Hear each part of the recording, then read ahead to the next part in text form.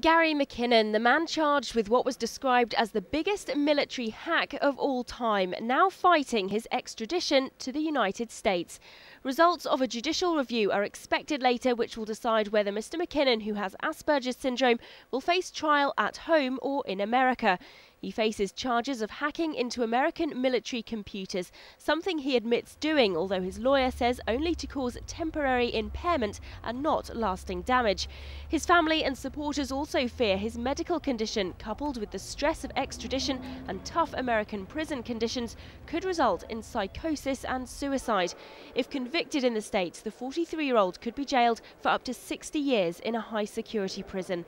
Earlier this month, Gordon Brown said he was sympathetic to Gary McKinnon's plight. And anybody who looks at this must be sympathetic to someone who suffers from Asperger's syndrome. However, there are court cases pending at the moment, one challenging the Director of Public Prosecution for his judgment, and I think we've got to wait for the outcome of these court cases. I don't think people want a law which gives the Home Secretary absolute discretion in who comes in and who comes out of the country by way of extradition.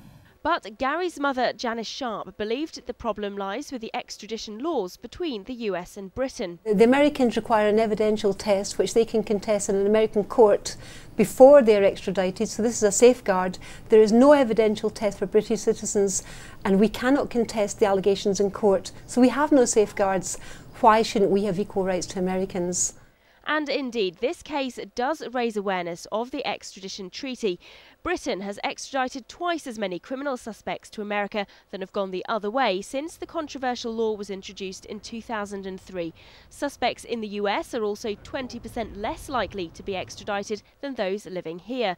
The government's defended the act, saying it's fair and balanced, but critics say it shows Britons have second-class status when it comes to being sent for trial in the US, and MPs have called on the Home Secretary to review the law.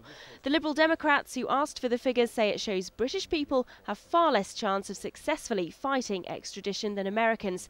Their Home Affairs spokesman Chris Huhne says it is sad evidence of Tony Blair's willing to do the United States bidding, that he was willing to offer less protection to his own country's citizens.